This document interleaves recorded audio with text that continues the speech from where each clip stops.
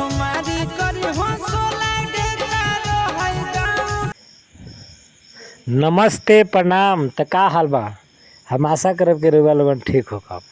त आज एगो बात बता दी कि आशीष यादव के एगो गाना आइल बाटे जेकर नाम है सोमारी करिहे 16 गे, जौन कि अनुपम फिल्म चैनल पर आइल बाटे। आ एकर में सिंगल आशीष यादव गइले बाड़े और राइटर बाड़े चिंटू राजा और पप्पू भाई म्यूजिक देले बाड़े और नंदन यादव मिक्सिंग के लिए बड़े गाना के। और गाना बहुत धमाकेदार बाटे। तो रउआ लोगन जाई अनुपम फिल्म चैनल पर और ये गाना के सुनी और दबा के शेयर करिए। कि एक्ट्रेस भी बहुत अच्छा बिया।